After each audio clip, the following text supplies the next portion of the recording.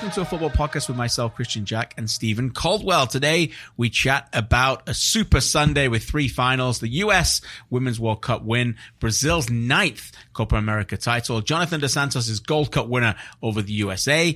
Is Piatti on his way out? Is Thomas Vermaelen on his way in to MLS? And of course, we have a very special interview with Canadian men's manager John Herdman that we'll get to shortly in the show as well. How's everybody doing? Shawnee, you're back from vacation? Yeah. We did a show when we were gone. Beautiful time out east. Good for you, mate. Thank you. Relaxation was the word you used when I saw you this morning. So that was the best word you can ever use off a vacation. Stephen Caldwell, you didn't have a vacation.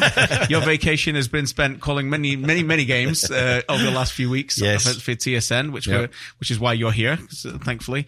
But how's things, pal? Good, mate. Yeah, really good. Good day yesterday of football, wasn't it? It was. A lot going on. I was at the Blue Jays as well, so good for I you. had a busy day. My mate Callum's in town from Manchester, so nice. Me and the boys and Callum went for a good little sporting day out. It was a terrific sporting day all around the world, and let's start with the first game of the day, which took place in France, in Lyon, as the United States knocked out the Netherlands. Any dreams of winning the World Cup? I think probably they were the only ones who felt they could. I hope they did. Yeah. Anyway, but in the end, the USA beat the Netherlands 2-0.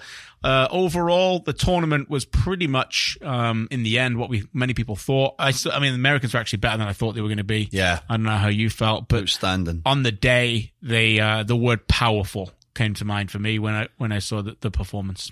Powerful, yes. Prepared, technically the best. Just had everything in the game. And I know there's been a lot said about different aspects of the American team in this World Cup. I'm a bit sick of it, to be honest. But I can understand why they get under people's skin. But at the end of the day, what I love about truly great sports teams and sports men and women is that they talk a big game and then they back it up. The greats. And this team are greats. They're greats of the game. They've spoke a big game. They've been brash. They're quite loud and they say how good they are and then they back it up. Mm-hmm. That's what we want, don't we? We love sportsmen and women that do that, and we see it in different tennis, golf, we see it all over. Tiger did it, Serena Williams does it, all the best do it, and then they back it up. And if you back it up, it's fantastic, and they certainly did that. Yeah, they certainly did. Yeah, it's a very difficult subject to get into without getting into real depth. But and I'm not sure we have the place and the time to do that today. I will say that I'm with you.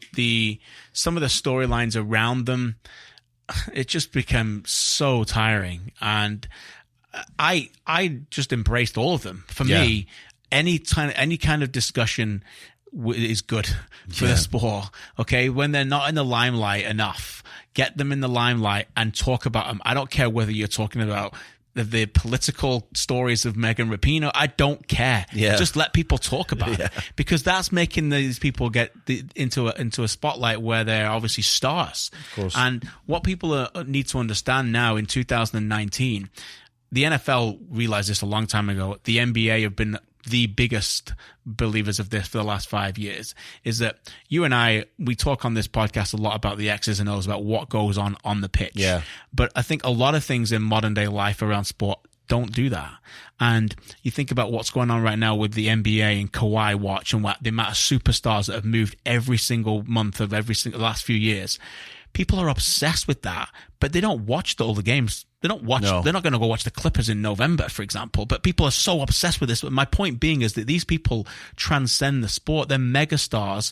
And so if you're having a discussion about them off the field, it might not suit what you and I like. But other people, that's how you get casual supporters buying in. Yeah, the game grows through people caring 24/7, and that's why, good or bad. Yeah, NBA, NFL, they've been experts at that. There's stories going on all the time, and what does actually happen is, you're right, KJ, the game's almost become secondary, but what'll happen now is, 10 million, 50 million, 100 million people will go and watch Clippers game next season because of the Kawhi move and Paul George and, NFL things happen in the game, quarterbacks move, there's big controversial stories.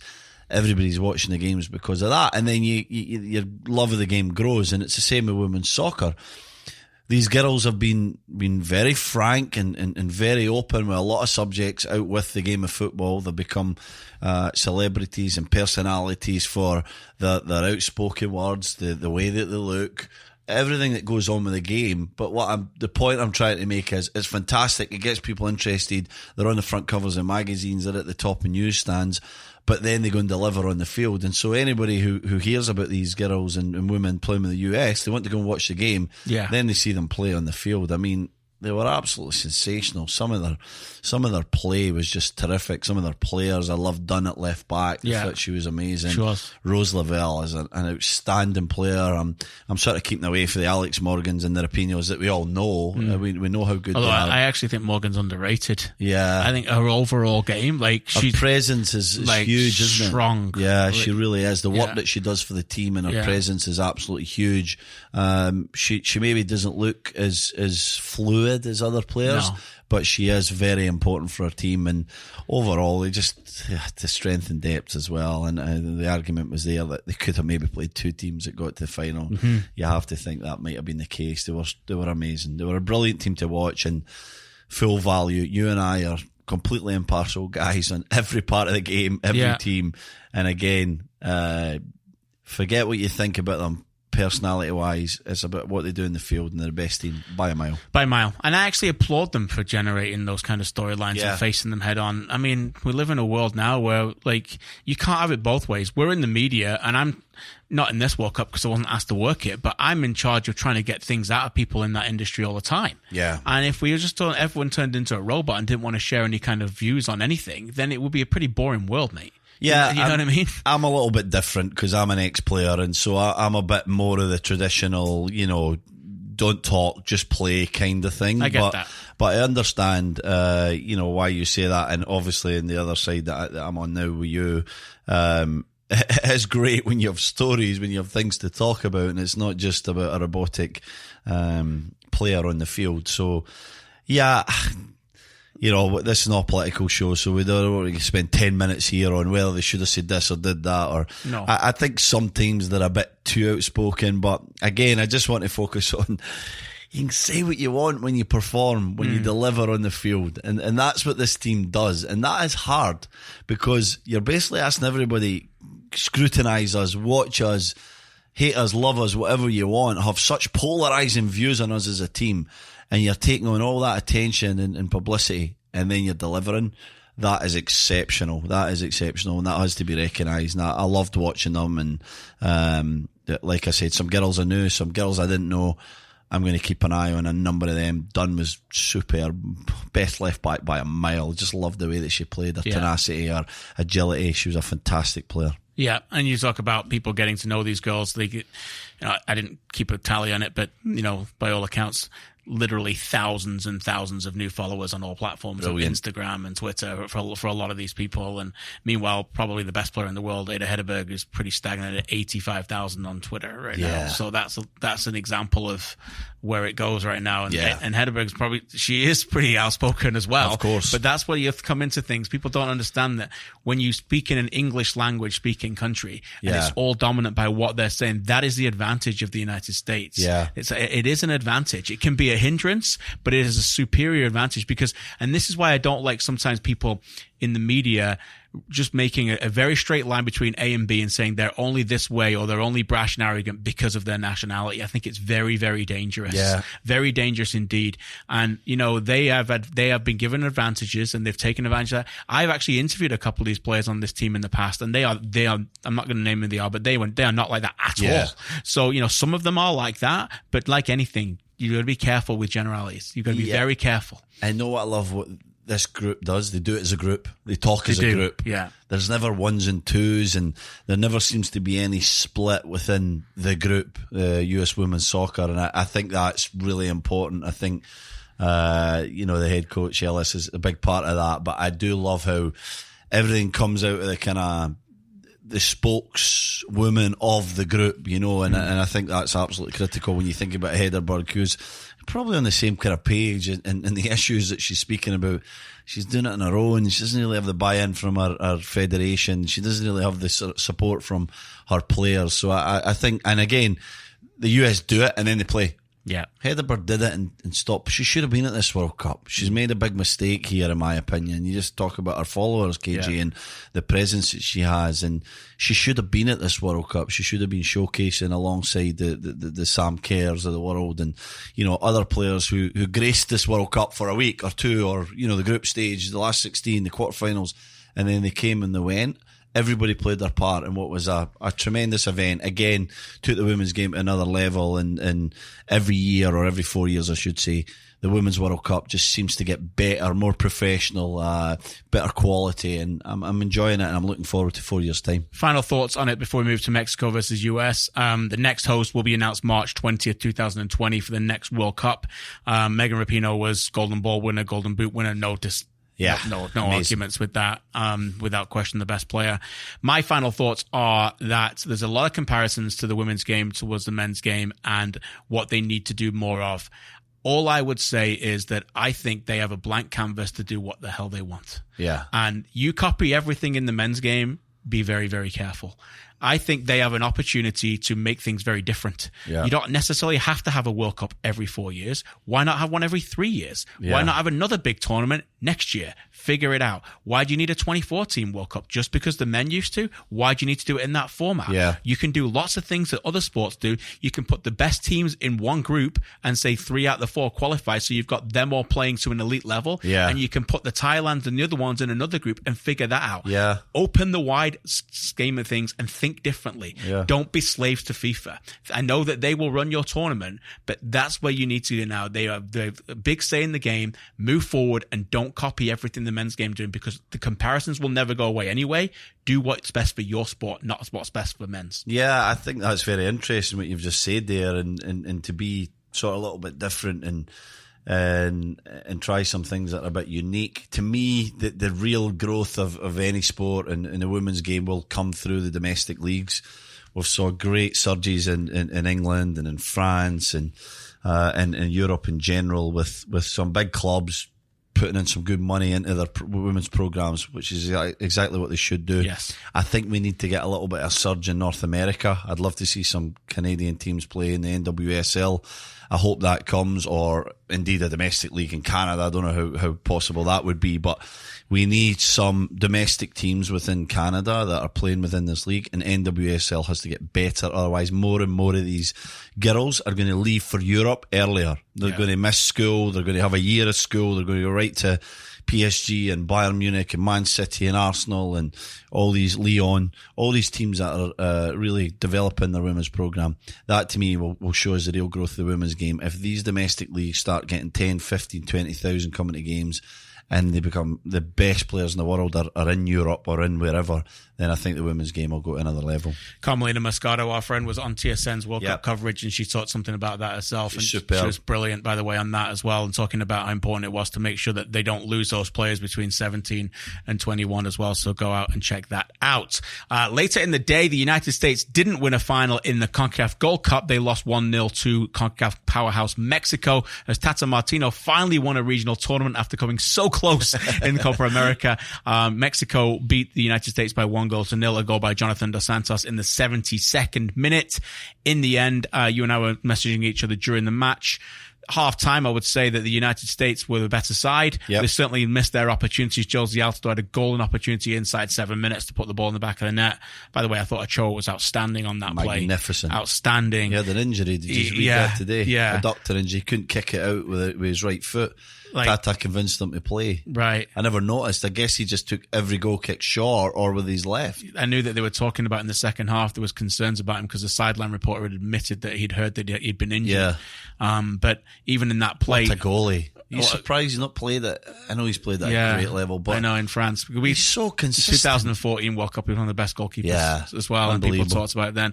But we were so used to seeing Jose Altidore break through in one-on-ones like that and score goals. And I think a lot of the time it's just because the MLS goalkeepers just collapse. Yeah. Like, this guy fall down. Yeah. You know what I mean? So they make it easier for him. It was just another level. He forced Altidore to go left foot and put it wide. And my point being that he had the good USA came out of the blocks on fire. Yeah, they were basically like a 400-meter runner going in a marathon, weren't they? At that point, because they ran out of gas. But they were they could have they could have saw out the opponent. They were that good. They had their chances, and Jose certainly ran out of gas. He was magnificent for 30 minutes. Let's give him even the half, and then non-existent till, I don't know, the hour mark where Zardes come on for him. So that was a bit concerning, I guess, if you're the US national team and your TFC, you want to see Jose a little bit fitter than that. Again, proving when he is fit and he is on saw, he's almost unplayable. He's control and touch for Pulisic's chance as well was magnificent. It was. Big chance, another big save by Ochoa. The US were really good. I loved their tactics. They were on the front foot. There was a lot of pressure on the Mexicans to stop them from playing out, winning the ball back a number of times. Areola, magnificent on the left. Pulisic sort of everywhere, moving around. Bradley at the base. McKinney, they look really good. But in these kind of games, these big football matches, you've got to score your chances, especially against a side like Mexico. You keep them quiet. You keep Raul Jimenez quiet for 45 minutes. Pizarro hardly had a touch. He wasn't really great. You couldn't get any of the real quality width for the fullbacks. Thought Rodriguez was pretty good in the first half on the right-hand side, but Gallardo was non-existent. Yeah. And then you get in at half-time, it's still 0-0. Couple of little tweaks here and there, and the Mexicans came out completely dominated the second half. Yeah, they dominated. They're fitter though, I think. They are. Don't you? Yeah, they are. They suffocate you, don't they? They play at a level where you try and match them, and but in the end you can't. You can't because they're underrated, tempo, don't you think? The tempo they bring. Don't you think there's a number of players in that team that are extremely underrated? I do, yeah. Edson Alvarez I was one of the best Edson Alvarez, deep line midfielders that I've seen in a while. As well. Play everywhere, right back, plays everywhere. We saw him play three positions. You and I. Well, he's another one. CONCACAF. We talked on the last Gold Cup podcast we did, and we talked about it after they played Canada. Like Gallardo, he's another UEFA Champions League caliber player. Yeah.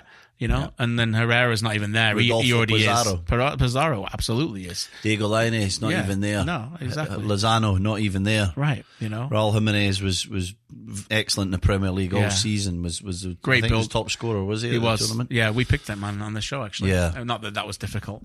It was like that. It was like going for the bullseye and only putting the bullseye on the wall. Before I forget, very impressed by Jonathan Dos Santos. Yes. Really, his energy, his running, I thought he was terrific, KJ. Yeah, he was. And he has been this entire season with LA Galaxy. Yeah. So keep an eye on him. You know, he's sort of an underrated football player as well, where, you know, he has his moments. You think, well, he's okay. I think he's having a great year with LA Galaxy, and I thought he had a wonderful tournament, and he was especially good in the second half. He was a catalyst for that energy surge that Mexico just came with, just relentless running off the back of Bradley a number of times, who had a good tournament. Michael Bradley, he's always going to have quality, but I think he's starting to show his years a little bit now. His legs are getting a little bit slower, and he needs support round about him. When he gets isolated, he looks vulnerable. So that to me is an issue for club and country. He's on the ball, unquestionable. He was still excellent, but that's a problem. And I think Mexico, like you said, were just a fitter team. They just had that wee bit more quality when it really mattered, and they just deserved a great game. I really enjoyed watching it. It was a great game. Dos Santos with the winner, he just kind of drifted away from McKinney, and Bradley just kind of went to the ball and allowed him to get into that space. So, but you know, not an easy goal to cover, but the soft feet of Raul Jimenez in the build-up again. Brilliant. His feet are so soft. You know, he's such an outstanding player. It looked like he was laying it off for Jota and Molineux in November or something. You know what I mean? He was in the middle of the Copa America final and doing it. So. He got MVP, I think, didn't he, Raul Jimenez? Yeah, was that what it was? I think I said top scorer. But I think he got top scorer, and then it was tight at the top for scorer, wasn't it?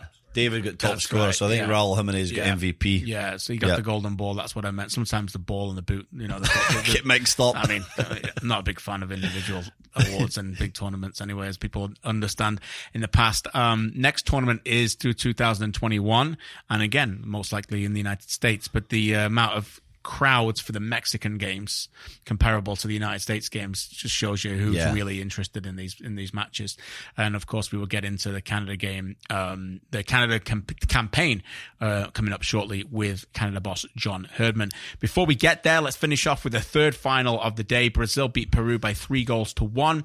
Overall, tournament feelings were not satisfactory for me. Not a great tournament indeed. Yeah. Final was a decent game. Not a bad game. Yeah. The standard of the pitches are a disgrace. Yeah, in my opinion, I agree. Awful, absolutely awful. Bobbling around, wasn't it? Yeah, the incompetence of the officials is mind blowing. Inside the VR truck and on the field, correct, mind blowing. They went to VAR. He ran over for 2 major decisions in the game, where I'm not sure why he bothered going over there. Yeah. We're trained now as broadcasters, and we're very fortunate. MLS is obviously laughed at by around the world, but it has set a pretty high threshold in terms of VAR that, if he's running over there, then maybe he's going to run over there and change his decision. He's been recommended that it's clear and obvious. I just got the feeling these refs were just running over there to have another look at stuff. Did you? Yeah. Just an extra look. Which is not what it's for. That's not what it's for. Yeah. I get it. Like, these players are they're in your face at this point, aren't they? We're supposed to get away from this. It's actually got worse. Like, the Peruvians were round screaming at his face, like, go look at the screen, go look at the screen. Yeah. Like, he's not supposed to go there on the influence of the players. I think he was. Yeah. Like, at one point, the penalty it was clear penalty. Yeah. Like, I mean, it's a handball. Like, it's unfortunate. I mean, it's 5 years ago we would have argued it, but these days we know that when it touched the hand like that in the box, it's a penalty kick. Exactly. Couldn't believe that. First of all, I couldn't believe VAR suggested he go and look at it again. I don't know if they did. That's well, my point. Exactly. Probably, yeah. I don't know what he's looking at. Yeah. Why are they suggesting it? It's a handball. You've given the handball. Stay away from it. And then the second penalty, what I'm referencing, But is he allowed to look at the screen without being told in his ear, you should look at the screen? I don't think so. Right. But I think... You think he might have just done it? Well, like, he awarded the pen in the 41st minute. He went in the back of the net in, like, the 45th. Yeah. It's messing around out there. And then, obviously, we're jumping around, but there was another penalty, like, in the game where the Peruvian defender just barged him out of the way. Yeah. Penalty again. Clear penalty for me. Yeah, I thought so, yeah. Yeah. And the Peruvian's like, no, go look at it. So we have to go through this whole nonsense of him running over there again. He looks at it for literally 10 seconds and goes, no, it's another pen. Yeah. Like, run back over. Yeah. I don't know. So the reason why we bring it up is because it was an unsatisfactory tournament for me. Yeah. It was an example of an international tournament being a long way away from the club game, miles behind the club game. Players not caring about things, attitude was poor.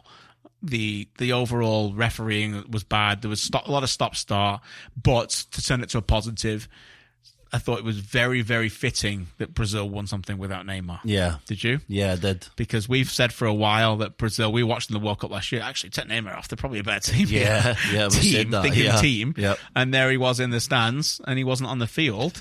And I like Jesus out wide. We haven't seen much of that. Jesus was excellent out he wide. Was. I know I'm he glad got you sent brought off, that bless him, but yeah, a shame, because that was never a red card. That's another example. Never a red card. Crying at the side. Yeah. It was all, I don't know whether to laugh or feel for him. I know. But he did great, didn't he? He was brilliant out wide. He was very good. Set up the first goal. Brilliant little bit of skill, ball into a box, and scored the second goal and looked really lively. I liked how he could play that position with some kind of discipline, and then obviously at times he'd end up through the middle and Firmino would end up wide. And I thought they two actually connected really well at semi-finals and the final. I agree. So that's an interesting one to watch if Chi wants to get both them in the team and try and have some kind of partnership there. Obviously it's not going to be a conventional, two up top, but some kind of interchange between them was interesting. And with you, KJ, it left a real sour taste in the mouth, this tournament. VR was a shambles throughout. Some of the decisions, we've seen 2 and 3 goals in the game and none of them were getting allowed. Some of them, of course, were just offside. It's a correct decision, but one was a handball. I can't remember the game. I think it was... I know. You know who I mean, don't we you? Watched Chile game, and it was a handball, and it was never a handball in my opinion. Came into his chest area, and Vidal put it in the back of the net, got disallowed. Yeah. So there was all sorts going on. The pitches were shocking for that level of football, bobbly and wet, and just nowhere near good enough to standard. And the attitude, you said it, of these players. Top class players just moaning and cheating and falling over and slowing the play and Messi claiming corruption and this kind of thing. Yeah. It just left a real sour taste in my mouth, and I was very disappointed because I expected more. We always go on about South American qualifying, don't we? We love it. We love watching it. Fantastic. Games are amazing, and we've enjoyed big games in previous Copa Americas, but there was not the same excitement for me with this tournament. Same. I think it was a classic case of we've had too much. Yeah. And I think the players have had too tired much. as well, weren't they? Far too tired. Yeah. It's ridiculous that they're still playing this tournament. And by the way, we've got another one next year. Oh, it's crazy. Next year, Argentina, Colombia, and then they're finally going to go to once every 4 years after that. But no, you're right. And I think the lack of interest in the tournament translated to the players. Yeah. And I think they were a little bit like, they've come away from a professional environment. You can only imagine these tournaments where it's not as professional. South American, it won't be run well. No. They're probably not paid well. They're there, you know what I mean? Yeah. All of that factors in. And that's what, you've been there. You've lived with these guys. That leads to that kind of behavior on the field. Animosity. And I'm not, and by any way, shape or form, condoning it, but that'll be it. They've come from a professional environment where everything's given to them, everything's run well, officiating's pretty much up to standard, and then they go there and then they just lose their minds, just blows it off. So, not a great spectacle at all, but congratulations to Brazil, who won their 9th one, and again, winning on the home soil, deserving. Lots of things to like about that. Okay, they are the finals of Sunday that we've recapped. Let's take a break now and get Mr. John Herdman on the phone.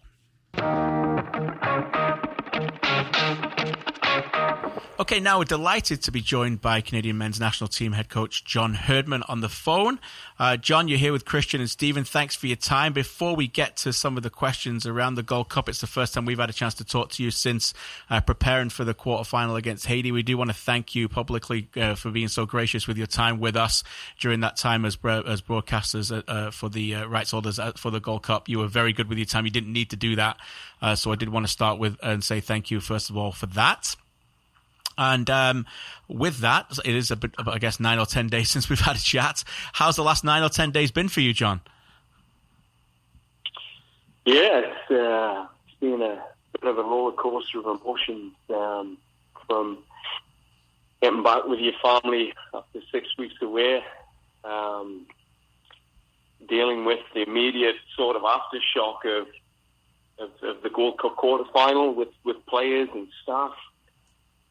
And then that little bit of soul searching that you end up having to go through as an individual as you come out of these situations. I faced something like this in 2015 where, there's an opportunity that's been missed, and you go into those sort of different moods of anger, frustration, and then sort of realization what it was, and then back to the logical side, which is what next. And, at the same time, you're painting the house, you've got your daughter jumping all over your back, and you happen to become a dad again and a husband again. It's been a crazy week. But being there before and lived it before, it's never easy, but good. Hey, John, it's Stephen here. I just want to ask you on, how difficult it is when you're spending so long with a group of people. We both know what that's like, living in each other's pockets for, every day for a number of weeks, and to reflect on what happens in a game and try not be emotional about it in the first maybe few hours or 48 hours after it, to take time to reflect, so you can analyse it properly. How long did that take for you, and were your sort of assumptions right after the game the same as what you sort of felt, 9-10 days later where we are? Yeah, if you've been through it before in these sort of circumstances, and like you say, the circumstance that you're dealing with is an opportunity, a genuine opportunity is being missed. So when you look at that, it's not like you were in a position where there was minimal expectation and everything you did was a bonus, and you come out of it with a glass half full sort of mindset. It's definitely looking at the things we could have done better. And I think immediately your first thoughts just going to the team, to the staff. You're looking at making sure they've got clarity on the situation, making sure the right things have been done in wrapping up the camp, and making sure people have been thanked that have put tireless amount of work in, and make sure the captains have been heard as well. I think that was a critical part of what we did. But coming out of it, reflecting, you can't help but ask questions. What could I have done better? What could I have done in the preparation? And I'll go, Stephen, I'll go back to right at the beginning of taking over. The Nations League preparation. Did it give us enough tough games? Could we have squeezed the friendly match game against tougher opponents? We went sort of seven games in a row without losing, but the games that we played never really prepared us for that moment. And I think that was the first place I started. That was whether the preparation had been strong enough for that group. And then you start looking at the tactics. You start looking at the moment from half time through. What did we get right? What did we get wrong? What would you do differently if you had that time back again? So that's just part of the process. And I think if you've lived this before, you end up with a process. I met with some mentors over the weekend who've just helped me look a bit deeper inward at your own reflections to make sure you're looking at yourself in the mirror properly. And, there was some good conversations came out of that as well. Good stuff. John, let's go through the game. Obviously, the first half starts and you guys are on top. You get the both goals and things. There's a lot of encouragement there.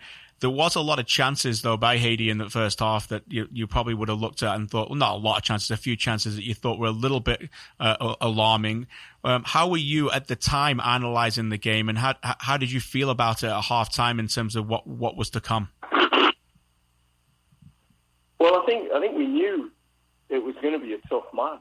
We knew coming in after watching them beat Costa Rica, the game before. But we'd had a chance to watch them in the Nations League against some of the teams we played against, and you could see that they had a very deliberate style that it would be hard to manage. They were going to create opportunities through transition and direct play, but also make it difficult for you to find rhythm in the game. Just through the athleticism, you feel like you've got into a space, you've opened them up on the side, and their athleticism is they can recover a lot quicker than anticipated. So, I was expecting a tough, bumpy match, and we sort of set the mindset for the players in, it will be, don't expect to have the same rhythm you've had against Martinique or Cuba. It's going to be a bit of a fight. So coming in at half time, while we were 2-0 up, I think as a staff, as a technical group, we felt that Haiti were in the game. They were definitely in the game, and what was critical for us in our minds was the third goal.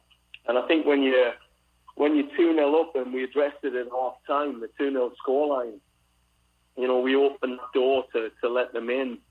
History will tell us that, once that first goal goes in, the second one goes in, and then typically games are lost. But, we addressed this. We discussed in the dressing room that there has to be a mindset shift in this part, that, number one, we keep the optimism of pushing for that fifth goal, because once that goes in, you tend to just kill the spirit of teams. So, in the dressing room, it was a clear focus. We showed them three clips from the first half. We analysed 3 moments. One was, looking at when we played an opposite rhythm, how we could open them up. Because I felt that in the attacking third, we were forcing things too early, and we hadn't really stretched them enough side to side to be able to open, central spaces. They're physically, when you try to combine in the centre, physically they were just too strong and able to compact that area. So we showed, that rhythm, and then we showed the threats. We showed that our line, our back four, we weren't getting up quick enough. There was too much space between our back four and midfield, which meant on the direct player, their second phase, they could pick it up and turn or combine off second phase. So we talked about tightening that line and tightening the distances and making sure that line was managed. And then the third thing was the transition. The little triangle they kept creating behind Marcus Godinho, and making sure that Marcus was aware about staying home more and the timing of getting forward while we were looking for that third goal. So, but I think what was interesting in the dressing room, you just got that sense, that the boys were in a fight. You could feel it. You could feel that they'd been in a fight that 45 minutes, mentally and physically, and it was a different feeling in the dressing room, even to what we experienced in Mexico, where coming in a 1-0 down against Mexico, it was a different feeling. You just got the sense that they knew it was going to be tough that second half. So, I remember going around every player and engaging every single player and asking for that eye contact and make sure that they were ready to get in the fight again. So, going out there, the second half, I think they were in good mindset. I thought they started it well enough, and then we have a moment, and I think the moment pretty much turned the game, and that moment pretty much revealed where we're at this stage, what step we've got to take. It's our opportunity now. So, getting to that moment, John, when it happens, and your thoughts on the sideline there, you're the man that can obviously change it, and I know you would have been prepared for that and changes that you had in your mind. Did you get to make the changes that you wanted to make, or did the game sort of have more moments that then just kind of changed what you wanted to do to tactics or indeed to personnel? Well, I think the game, look, you're always got your substitution plans ready. You've done your risk assessments before the game. You've looked into these moments where you might be, chasing a game or up a game comfortable or up in a game, and it's by fingernails, and you've got those plans ready. And at 2-1, you could sense that, it was time to start adding a bit of defensive steel in there, and knowing that, that midfield, we could really strengthen that with Mark Anthony Kerr, with his physical presence.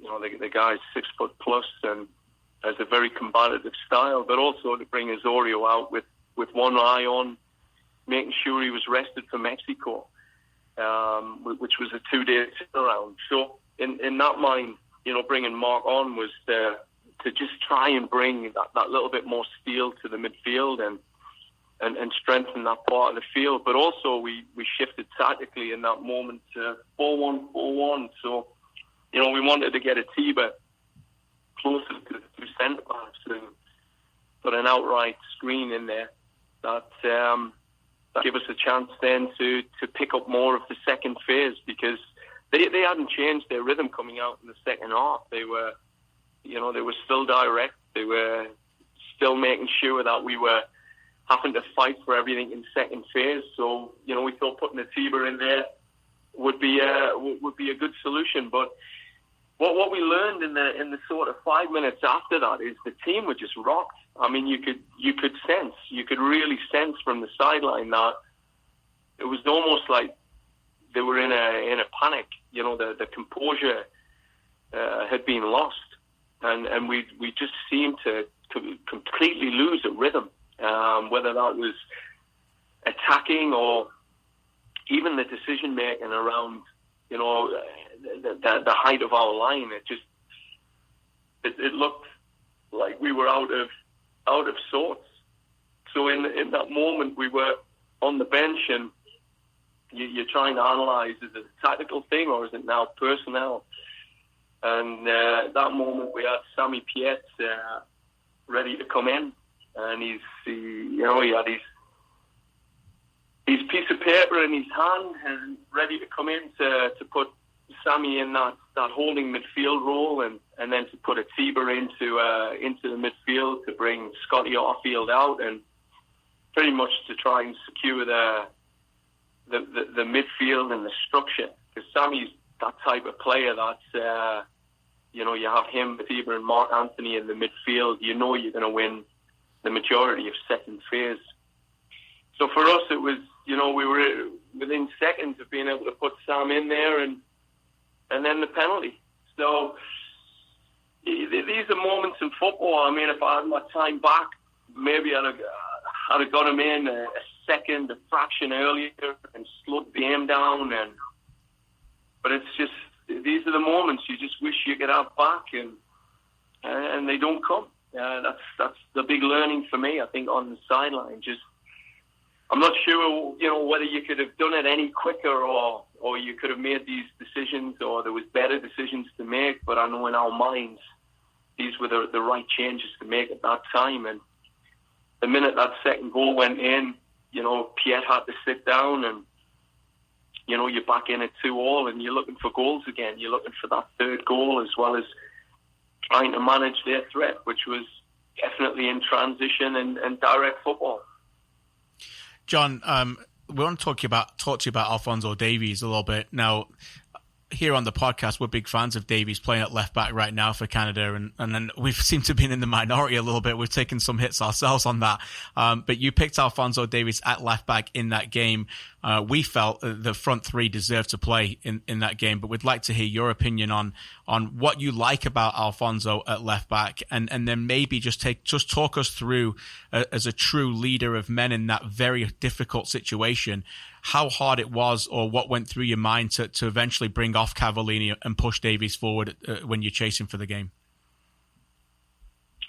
Yeah, again, for Alphonso, it's always going to be situational based on, what the game needs and what you want from a left winger or a right winger. I think for us, we know that Davies has got the competency to play at that left back position. He played there for the Vancouver Whitecaps. He's played there at Bayern Munich, and in many of the games in Nations League, he plays there, for Canada. He played there for 3 games for Canada.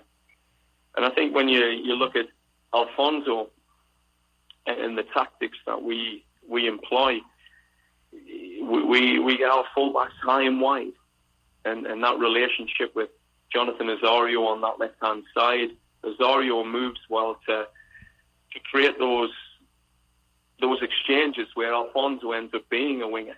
But he doesn't stand there where he can be targeted by an opponent or have multiple opponents who can start picking him up. He arrives into spaces late. He arrives off well-timed movements from Osorio. So a lot of the assists he had in the tournament were from those combinations between either Junior and Jonathan, which would open that space for him. So I mean, there's a reality, there's a tactic around. Alphonso turned up at a Gold Cup in 2017, and everyone knew by the end of it who he was. They had no idea who he was coming into it. This tournament, everyone knew who Alphonso Davies was. And in terms of tactically, I'd imagine many people thought, stop Davies, he'll stop Canada. So, we just tried to put him in positions where he could arrive in those parts of the field later, as well as with more space. And I'm not just to be that typical transition player. And then if you look at the story, how things unfolded, for Alphonso, he played our Trinidad match in left wing. He played the Martinique game at left wing. He played the game against Mexico at left wing. He played the last 30 minutes in the Cuba game at left wing. And he played the last 20 minutes in the Haiti game at left wing as well. So, what he showed was that level of versatility. But the reality check is, with Sam Adekugbe unavailable, Marcel de Jong out with a ruptured Achilles, that left back position was a vulnerability for our team. And Alphonso, outside of Ashton Morgan, who we're all aware hadn't had a great amount of playing time for TFC this year, he was a player that could play that role and play it well. Now, your argument could be, well, surely he's the best wide forward, or he's the best forward we've got. But you go back to that last Gold Cup, outside of Davies, Hoylett scored, Arfield scored. In this Gold Cup, we had Jonathan David, who's just won the Golden Boot, Cavallini, who finished second in the Golden Boot race, tied with Jimenez. So these two players scored 11 goals between them, and particularly Junior, who's who scored goals as well for Canada in this tournament and in the build-up to this tournament. I mean, if you look at the out-and-out goal scorers, these are the guys that are producing for Canada this year and through this tournament. So I think, by and large, we've said this all along. The biggest challenge we've got is we've got a lot of great players in that front line in the midfield, and we've certainly got to keep building our depth in the back four. My philosophy in this tournament's been put the best players on the pitch, and if you've got a bit of a square peg in a round hole, then you've got to build around that. So I think for anyone that watched Alfonso's game, he did well at left back. If you're a defender analysing his performance, and coming out of Bayern Munich, they're certainly identifying him with those qualities as well. He does okay there, and for us to be able to have him, Jonathan David or Junior Hoylett and Osorio all combining on that left-hand side, it's part of a winning formula. I'm glad you bring up the tournament in general, John, because I believe that there's no real negatives in any tournament. I know you're the same. I think there's only learnings, and this was very successful for Canada. So take us through, your thoughts overall in the tournament, what you learnt from your group, being with them day in, day out for a number of weeks, and the learnings of obviously the disappointment of losing, but of the successes he's had as well throughout it. Well, I think the biggest learning, Stephen, is that moment, that disappointment, and how we all handled it. I think that's the biggest learning we can take from this, and it's what an opportunity I think it is for this group now to galvanise around it. They had three things that they highlighted. It was respect, unite our country, and inspire our country. And these are the three things they were striving for. So there was absolute devastation after this.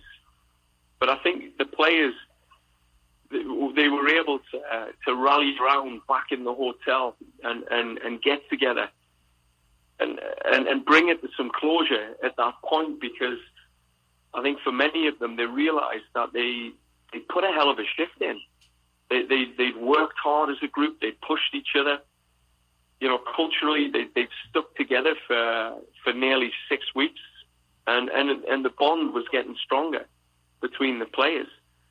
And I think the sheer frustration is that moment where you need calm, composure. You need someone to put an arm around Godinho. No one did, and that's what's killing us. Like something as simple as, let's bring the group together, refocus them on the field, reframe, get your heads back into what our next task is. It didn't happen, and listening to the captain speak after the tournament to the players, it really does tell a story. I mean, one of the captains, talked about 45 minutes of football won't define us. It's a massive missed opportunity. We're all going to feel this for the rest of our careers, but we're going to build from this. We will get better from this moment if we continue in the direction we're continuing with the culture, with the on-field tactical approach. So I think coming out of this, Stephen, what you've just highlighted is the moment, that one moment there where we could have used that to build and to get stronger, like Mexico did.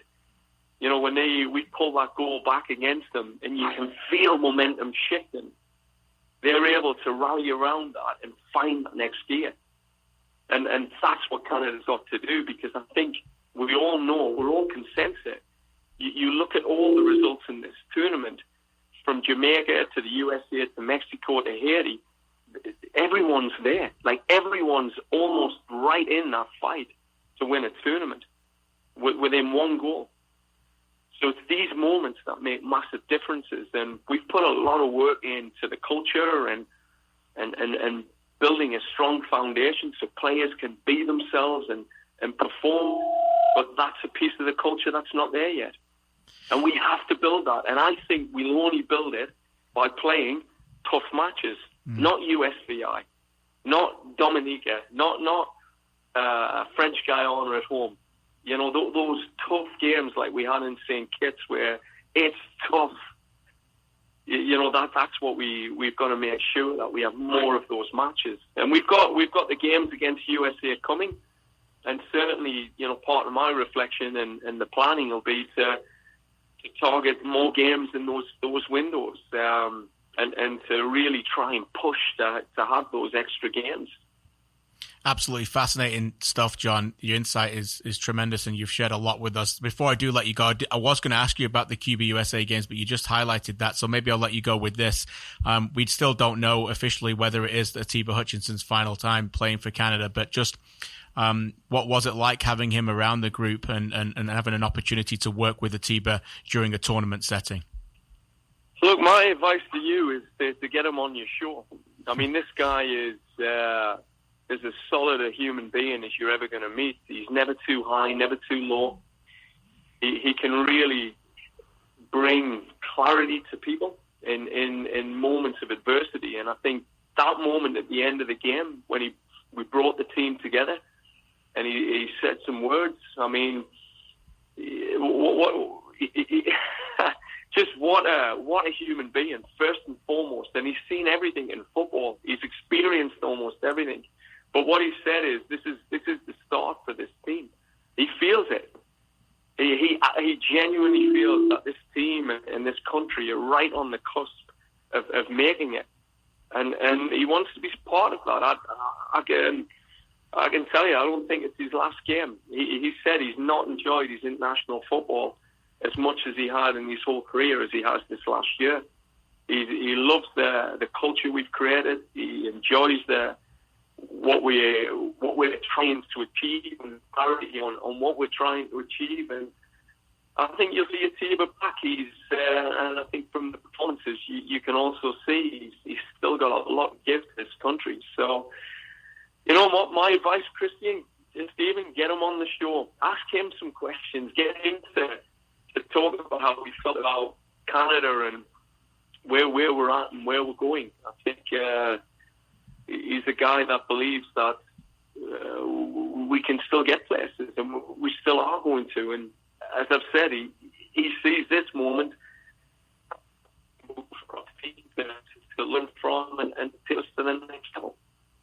Well, John, you can't say this, but I can. I've spoken to Atiba before. We will get him on the show, and I know he's a big, big believer in you. And if he's a big believer in you, that's enough for us right now. Again, thank you so much. You've been so gracious with your time. Thanks for answering some key questions and going into real detail. And we would expect nothing else from you. You're a detail kind of guy. So we really appreciate your time. Enjoy some valuable time with your family, and we'll see you in September for some very big games against Cuba in the US. Thanks, John. Really appreciate it, mate. No, thank you, guys. Appreciate it. Thanks, John. Keep up the great work. We'll see you soon. All the best. Thank you.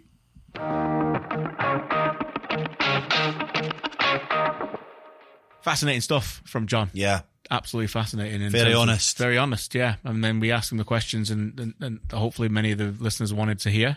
That's what we're here for. Exactly. And the insight was interesting. The Alphonso Davies stuff for me is particularly trendy in terms of the topic that's trending right now around Canadian soccer. Lots of people discussing about what's his best position. And I think the lack of discussion around the next point is interesting. Nobody has really said he doesn't deserve to play. Yeah. So if you don't want him to play left back, are you going to tell me that right now, based on current form, and I don't think John would say this, but I don't know you about whether he's hinting it or not or what, but we can say that the front three, basically what John's telling us, were immovable. Yeah. For what they were able to bring in training, what they were able to bring in attitude, what they were able to bring in goals and assists. Alphonso Davies, just based on the fact that you've got a reputation, son, and you've been signed by Bayern Munich, that doesn't mean that you're going to be automatically in that spot. No, and I don't think that his form or his profile at the moment fits the way that John likes that front three to look. KJ, you think about it at times. Hoylett looks like an inside forward. Very fluid, aren't they? Jonathan David, there's a lot of movement, and Alfonso is an out-and-out winger. Yeah, of course he can come inside, with some do it at times with Whitecaps and that, but it's not natural to him. So really his natural play is using that incredible athleticism of his and getting down the wing. Now, I don't love him when he faces up a full-back. I like it when he comes deep. John mentioned that as well, where when he comes like a train and he comes from deep and you have a Hoylett who's maybe tucked inside and he's then playing him in on the overlap, I think that's when he's most effective. So to me, he has to play left back, is to defend better and learn how to defend better and relish defending. Good defenders love defending just as much as they love scoring goals or attacking, probably more. He has to get to that mindset for him to be the top player that he can be. If he gets to that mindset and he listens to good coaches and all the great stuff he's going to get, plays with great players, I think he can be world class in that position. I just don't think he can ever be world class as a winger. I agree. No, and not a world class winger for me. And we've done this before where we've compared star players at his age. Yeah. And for me, and I think it's very important to bring it up because John has been.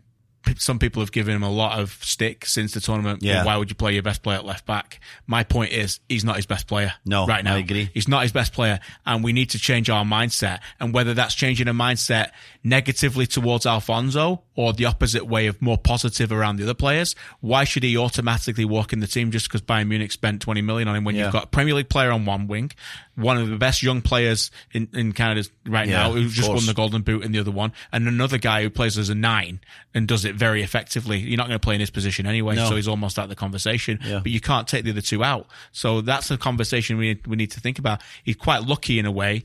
There's no brilliant left back because where would he be playing then? You know what I mean? So I agree. We would be having the discussion whether he would be in the best 11. Yeah. If there was an outstanding left back within Canadian soccer at the minute, and no disrespect to any left backs that are there, but Mark Anthony Kaye played in that position. Alphonso ended up sort of making that his own, but it's because there's a lack of a clear number one choice at left back that Alphonso's getting in there. Otherwise, I think we would be discussing, is he in their best 11 at this moment? Potential is still on the ceiling. Let's not forget that.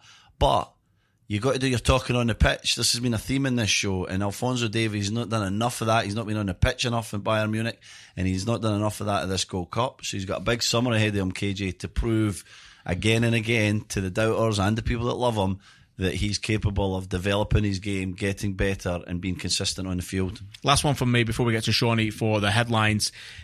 If he's my boss in any walk of life, and I've listened to what he's just said, I have to say, I feel better about it, and I'll tell you why. I've come up against a lot of people, and you've come up with more people than I have in competitive environments in any kind of thing who can't get past themselves.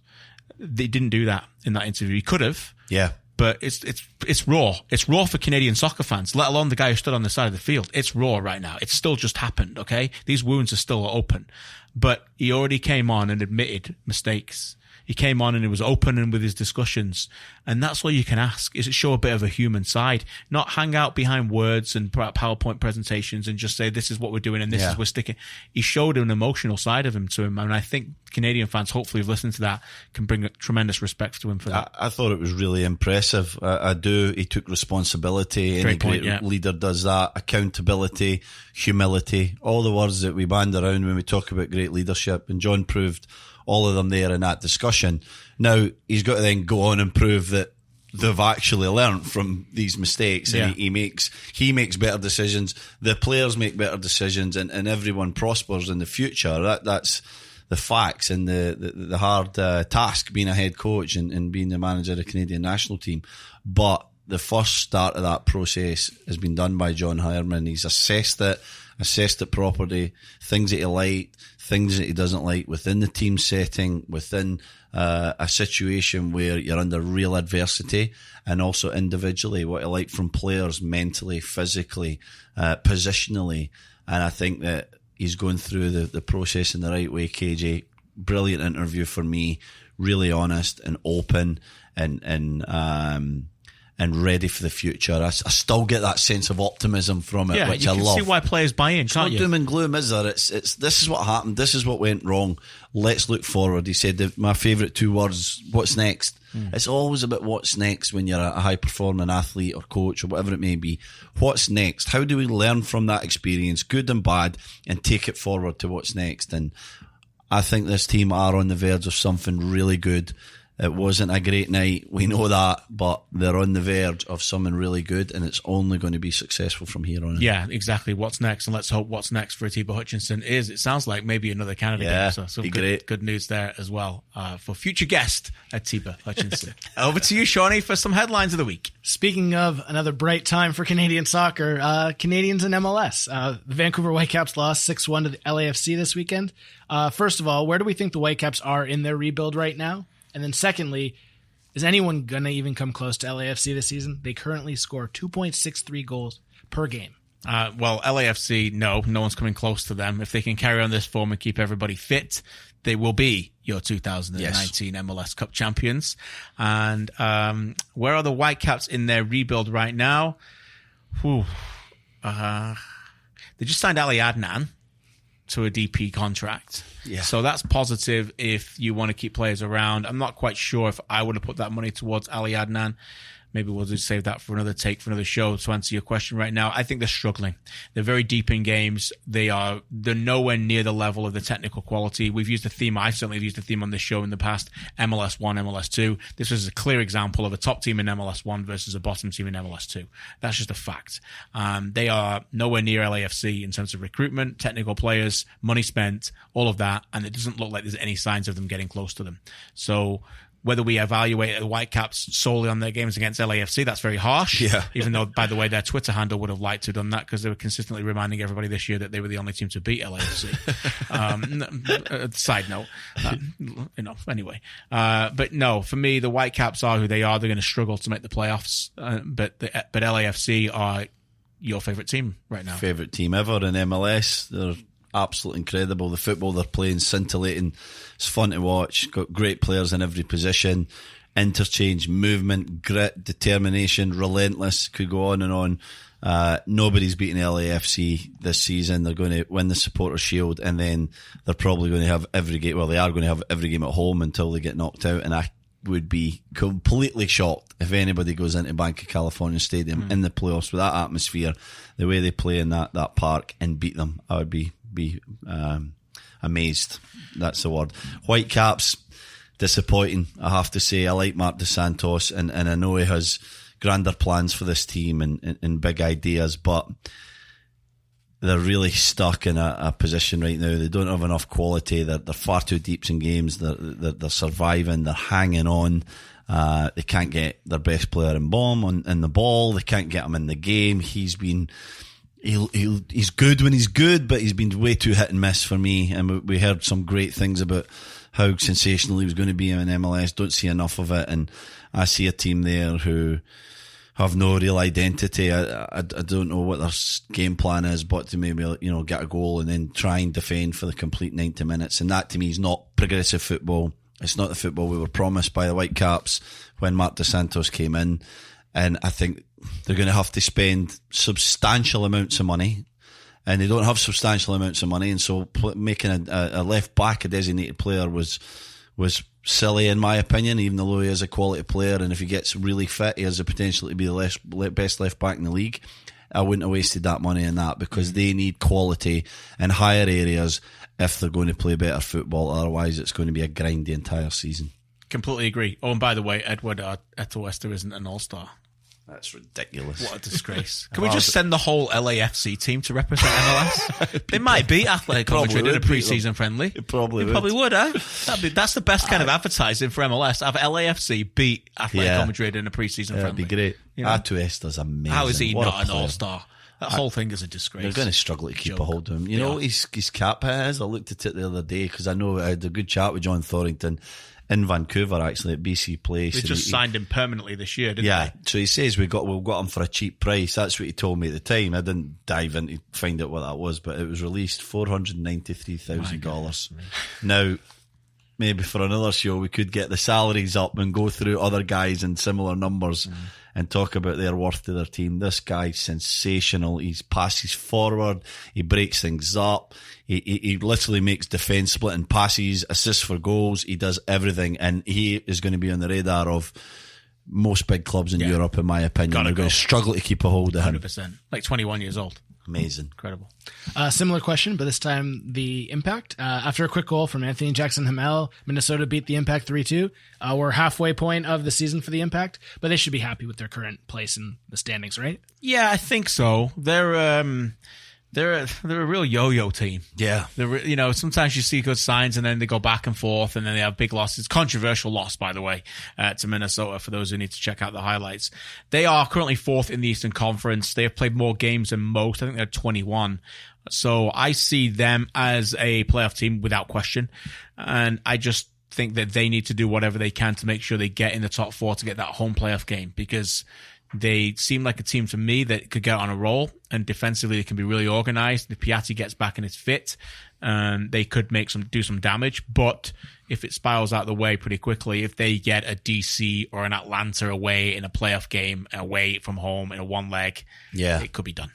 Could be done. They're too inconsistent, aren't they? Yeah. And they're picking up the results, but there's some concerns there with a few different positions for me and personnel that are playing there. I've always been a big fan of the Impact. There's a lot of things I like about them, their style of play. I just look at the standings there, KJ, and I think of the two New Yorks, the Red Bulls and City coming up strong. Well, I think NYCFC have been great for a while now. Yeah, so they had a slow start, didn't they? Yeah. But they're coming strong. Red Bulls are Red Bulls. They always get going. They know what they do well. They're getting Bradley Wright Phillips come off the bench, scored late yesterday, didn't he, against Atlanta. So they are getting their so-called stars back. TFC, at some point, once everybody gets in there and they start to gel, and if they have consistency, no injuries, to their best 11, you would think they're going to make a little bit of a push. So 7 points back with 2 games in hand on Montreal. Do they finish above Montreal? TFC? Well, Saturday's a big one, isn't it? That's going to be a massive game. We'll save it for the pre-game show. Yeah, it's going to be a good battle, because the point I'm trying to make is you've got all these teams coming along, and like you said, the Montreal maybe just hold on to 6th or 7th, get a tough game, and they're tough to, it'll be disappointing, but we don't need to carry on going down the East, because there's a lot of utter tripe below the line there. So we could keep going. We could have made a point. Got a win at the weekend. We did. We could have made a point that every year you get one team coming like a train. Yeah. Or be careful, here they come. No. There's a lot of trains right now stuck in. Yeah. They're not moving. Stopped at the station. Delayed. You get a little delayed. You're like, oh, these aren't delayed, mate. These are not delayed. These are steam trains put away for good. Keeping with the Impact, it's rumored that Independiente are looking to sign Nacho Piatti as soon as this month. Oh, dear. Do you expect Piatti to finish the season with Montreal, or is this the end of the road? Oh boy. Whatever Piatti wants, Piatti gets. Yeah. So that's the decision. I would hope that he sticks to his word and stays, but I think we all knew that this is a wonderful relationship coming to an end pretty soon. Let's hope not too soon. Yeah, I don't want it to be too soon. I hope he finishes the season, because if they lose him, I don't see them having the quality of any kind of playoff push if they indeed stay in the playoffs, because he's that important to him. And I know he's missed a lot this season. We've still picked up results without him, but they need his class. And it sounds like he wants to go home, doesn't it? We've been hearing these rumours for a while now, even through signed contracts. So I'm worried about this one, because it'll be a big loss to the league and a big loss to Montreal and Canada. Wednesday night, the Canadian Championship reaches the third round with the Whitecaps versus Cavalry, Impact versus York 9, Halifax versus Ottawa. Which match will you have your eye on Wednesday night? Well, hopefully all of them, if we somehow can. Yeah. I don't know. Maybe I'm, depending on work schedules, I might try and go to a game, but this is fun. I mean, look, I'm not a big fan of how it came about, how we eventually got to this destination with, not open draws and all that stuff, but it's fun. Let's be honest. Strap aside it, positive people here. Let's talk about positive things. We've got Canadian Premier League teams playing MLS teams, and that's great. Yeah, it's going to be exciting to see what goes on, and we'll try and watch every single game. I'm particularly excited for Whitecaps and Cavalry. Obviously, Cavalry had an excellent spring season, and Whitecaps, we've just talked about their struggles, so that might be close, or we're going to get to see where the gap is in the quality. Impact York 9, I fancy Impact to win that one quite comfortably.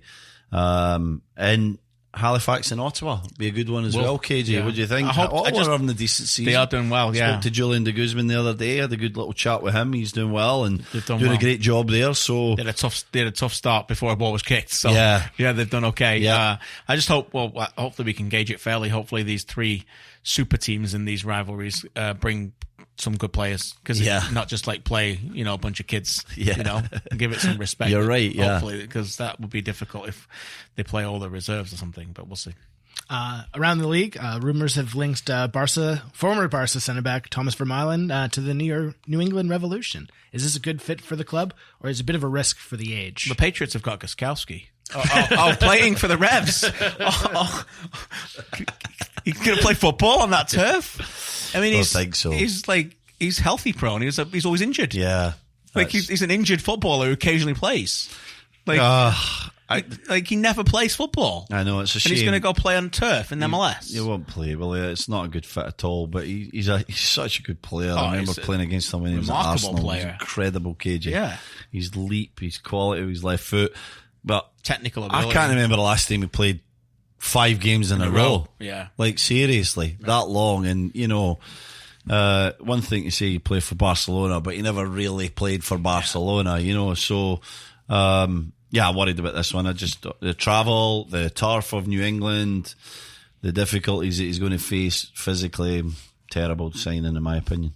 Last headline, midweek Toronto FC lost to LA, making it 1 win in the last 11, which is not good. But the question that I have for you is, if I was to tell you at the beginning of the season that Toronto FC were in the 7th place after Gold Cup, would you be disappointed or happy with the results? Well, I can't put my emotion in because the club, yes, they should be 100% disappointed, nowhere near satisfied. It's just absolutely nowhere near good enough. Nowhere near good enough. It doesn't matter how we shake it. They played well against Atlanta. They've turned things around a little bit. They went 8 games without. They changed that around. But no, they need to figure this out quickly. This has been another below par season.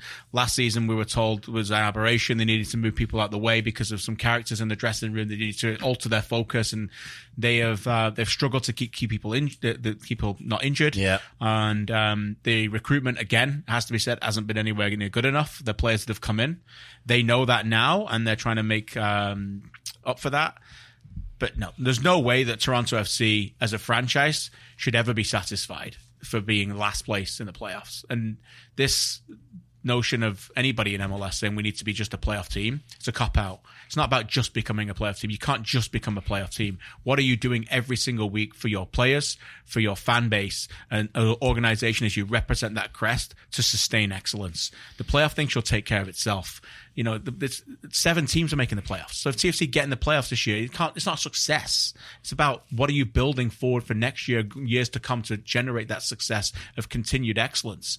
And so for me, they're a long way away from where they should be right now. Yeah, miles away. They should be up the top of the weak Eastern Conference, let's be honest, and they're not.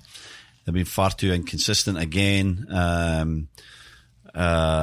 Continuation of what we saw in 2018. We heard everything was going to be better, spirits were better, team was healthier, and we basically saw the same TFC.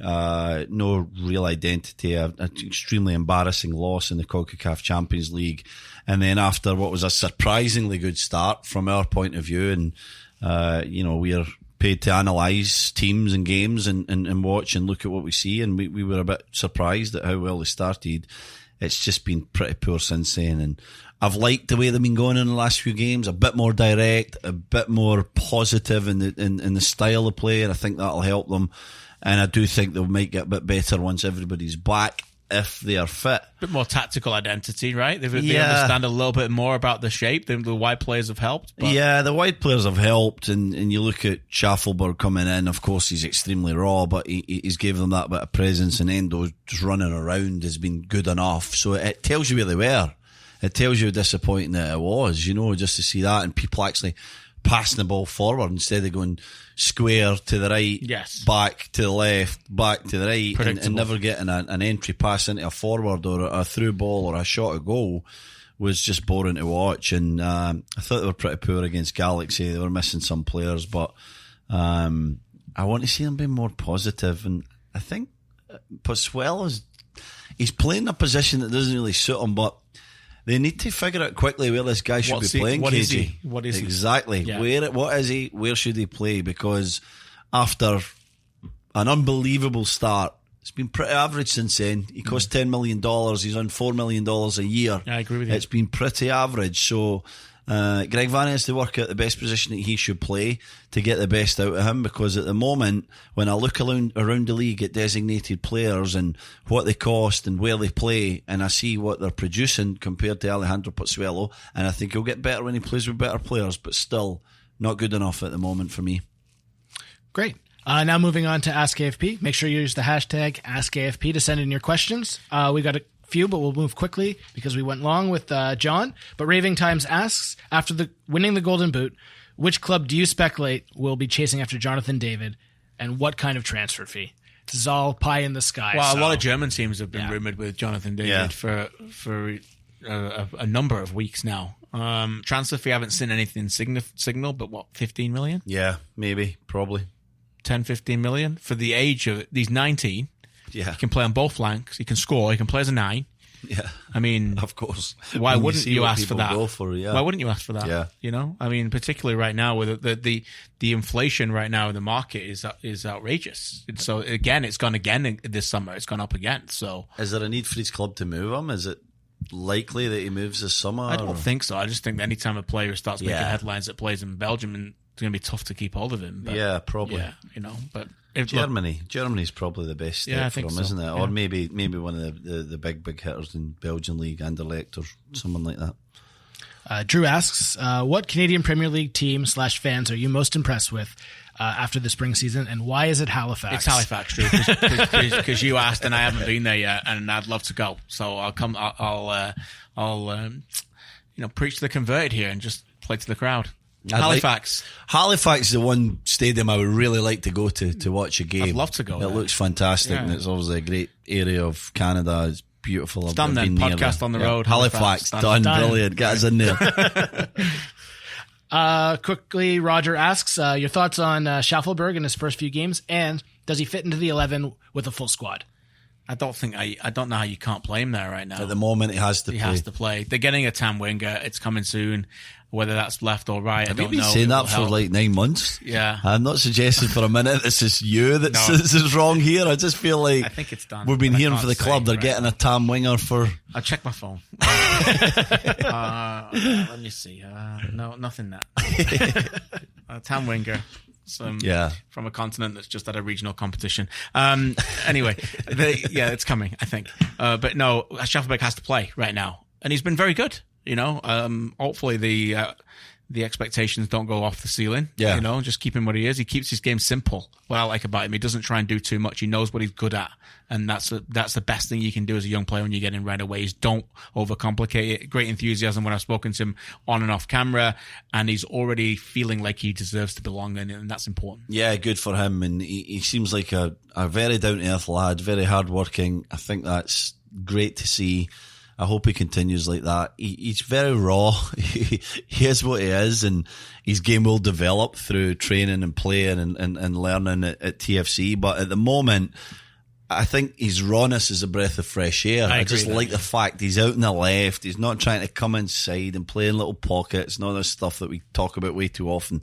He's an out-and-out winger. He stands out wide. You get the ball to him, to his feet or in behind. If he gets to his feet, he moves out his feet, he puts it in the box. If he gets in behind, he runs on it and he whips it in.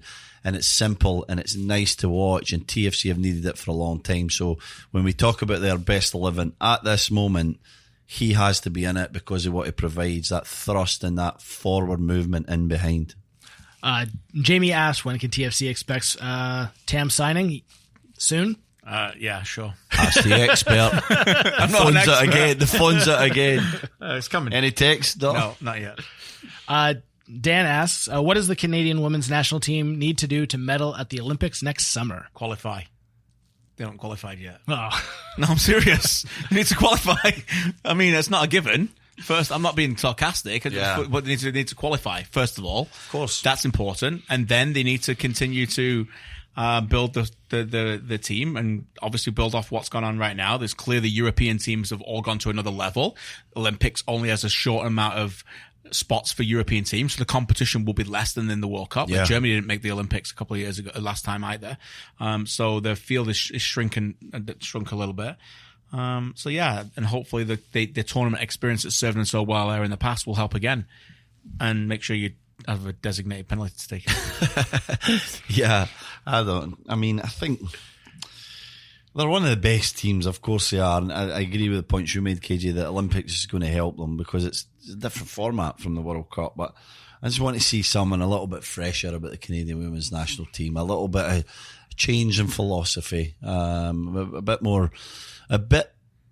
more players who can really be dynamic from the middle of the park. And less safe as well. Yeah. A bit too safe and a bit too predictable, I thought Canada were at the World Cup compared to some other nations, and so I want to see a wee bit more risk taken from them. But Becky, we all know, didn't have the World Cup that she hoped. Fleming, I didn't think was anywhere near her best, and they two girls need to step up because they're part of what could be a very promising future for Canada women's team. And last question, Sally wonders if Paul Pogba will be a United player at the start of this upcoming season. I'm going to go with no. No. There you go. Real Madrid. Currently in Perth right now with Australia with the Man United team, by the way, if you want to go out. Sulking in Perth. Yeah. Probably is. Yeah. What a reaction they got, though, from there. Was it amazing? I never saw it. Oh, you got to go check it out. It's like the Beatles showing up these days. Amazing. Incredible. I went to Tokyo, Scotland once, and Darren Fletcher was there, and every time we got off the bus, there was like 400 people waiting for Fletch because he played for Manchester United. Yeah. It's incredible. So I can't imagine what the whole squad's like. Yeah, and the Perth have really embraced. They've got a lot of I'll get it out in a minute. A lot of significant milestone things around the city, all dressed in red, and they got a big red bus for the United and everything. So, good to see that the new season has begun for them. Okay, don't forget to rate and review. And as always, we always read a review. Our review of the week this week comes from who, Shawnee? Good luck. Mavendrum, which sounds like an amazing character in a movie. Probably the best podcast on iTunes, says Mavendrum. Can't say enough good words about the lot. Thank you very much. Thanks so much, Mavendrum, for that. And for all the listeners out there, make sure you rate and review. As I said, we could give you a shout out on the podcast, and we do read them all as well. All right, that's it for this week. In fact, that's it for season 1. I think we're going to take some weeks off during the summer. Yes. We got some more work to do for TSN as well, but we know how summer gets busy for all of you in Canada, so have a safe summer. Thanks so much for listening to all of our shows. Continue to let us know what you'd like more or what you like less about them, and make sure you give us a follow on Twitter @AFootballPod. So we'll see you back next season. Cheers, and thanks to Dill, Clay, and most of all you. Thank you.